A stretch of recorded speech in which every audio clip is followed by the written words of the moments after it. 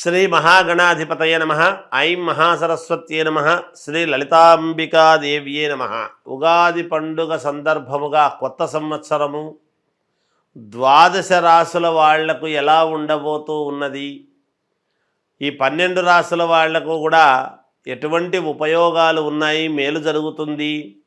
ఈ విశ్వావసునామ సంవత్సరము క్రోధీనామ సంవత్సరం అనేటువంటిది అయిపోయి ఇప్పుడు విశ్వావసు అనేటువంటి పేరుతో కొత్త సంవత్సరము ప్రారంభమవుతూ ఉన్నది. కనుక ఎప్పుడు ప్రారంభమవుతుంది అంటే ఆదివారం రోజు ఉగాది పండుగ అయినది. చూడండి, ఆదివారము అయ్యింది అంటే ఎప్పుడైనా మనకేమిటి అంటే ఏ వారం అయితే అవుతుందో ఆ వారానికి అధిపతి రాజు అవుతాడు. అందువలన సూర్యుడు రాజు అయినాడు ఈసారి.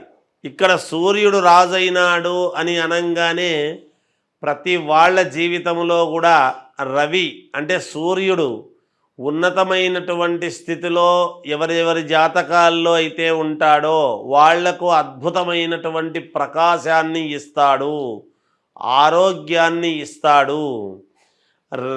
మామూలుగా గ్రహాలకు రాజు రవి మనకు తెలిసినటువంటిదే.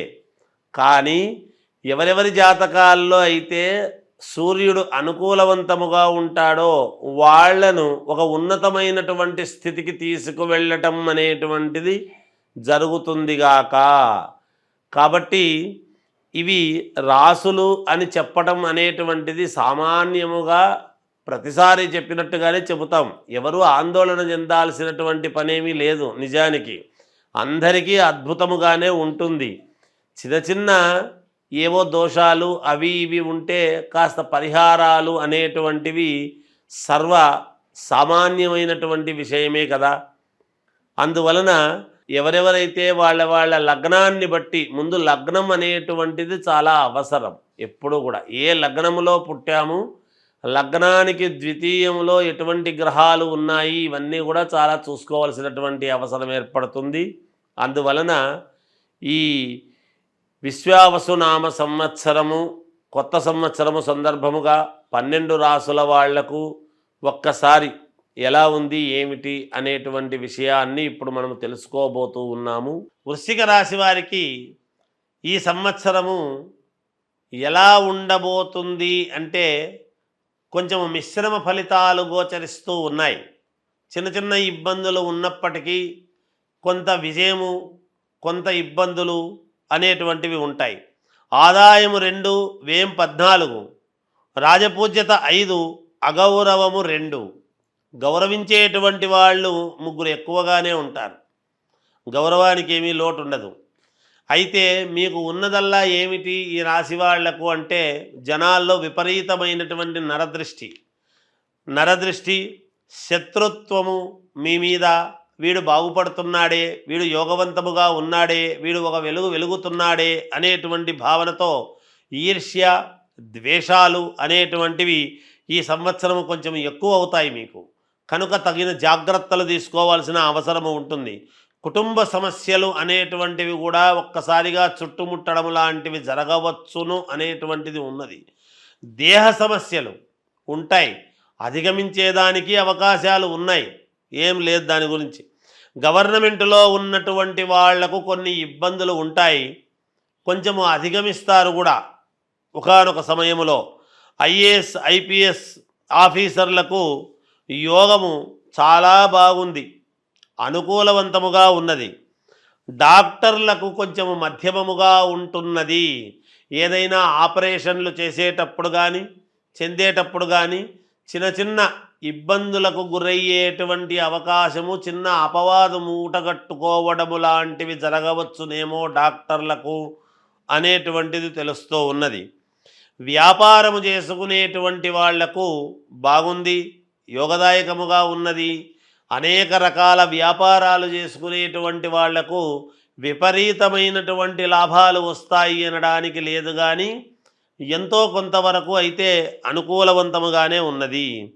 ఉద్యోగస్తులు ఉద్యోగాలు చేసుకునేటువంటి వాళ్లకు ఆకస్మికముగా ఏదైనా మార్పు జరగటము, చిన్న చిన్న ఇబ్బందులు, అధికారుల వలన అసంతృప్తి అనేటువంటిది రావటము, తద్వారా మానసికమైనటువంటి చింతనతో ఆందోళనకు గురి కావటము, భార్యాభర్తల మధ్య చిన్న చిన్న విభేదాలు తలెత్తేటువంటి అవకాశాలు ఉండటము, అలాగే పిల్లలు సంతానము గురించి కొన్ని ఆలోచనలు చేయటము, తద్వారా కొన్ని సమస్యలు రావటము, ఇలాంటివి ఏవో ఉండబోతూ ఉన్నాయి. ఏది ఏమైనా కొన్ని సందర్భాలలో కొన్ని మళ్ళీ యోగవంతముగా కూడా ఉండబోతూ ఉన్నాయి. అనూహ్యముగా కొత్త వాళ్ళు పరిచయం కావటము, తద్వారా కొంత మేలు జరగటము కూడా ఉంటుంది గాక. అలాగే విద్యార్థులు, చదువుకునేటువంటి విద్యార్థులకు చాలా బాగుంటుంది. చాలా బాగుంది కదా అన్నారు కదా అని ఇంట్లో పడుకుంటే కాదు కదా, కానీ జాగ్రత్తగా చదవాలి. అలాగే విదేశాలకు వెళ్ళాలి అనుకునేటువంటి వాళ్ళు వెళతారు.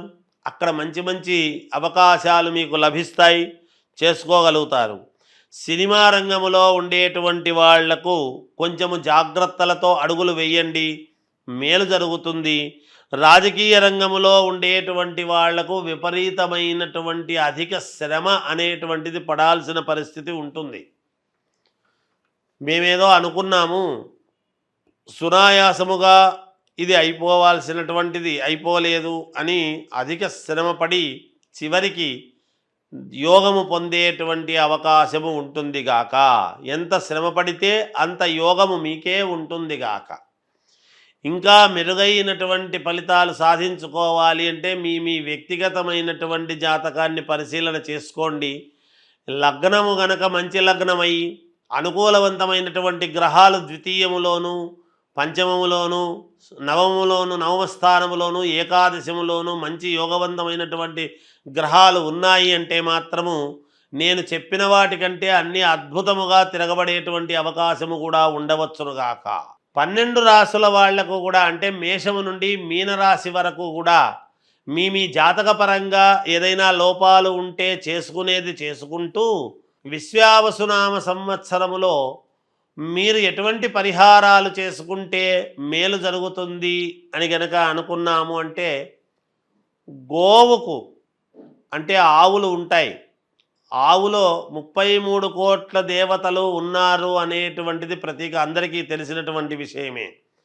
ఈ గోవుకు ఏం చేయాలి అంటే మంగళవారము, గురువారము ఈ 2 వారాలు మీరు గోమాత దగ్గరికి వెళ్ళి ఆ గోవుకు ఎడమవైపు ఉన్నటువంటి కొమ్ముకు మాత్రమే పసుపు పట్టించి కుంకుమ పెట్టి మీరు 9 ప్రదక్షిణలు చేసి ఆ గోవు తోకతో పుచ్చముతో మీ యొక్క తల మీద కొట్టుకొని రండి.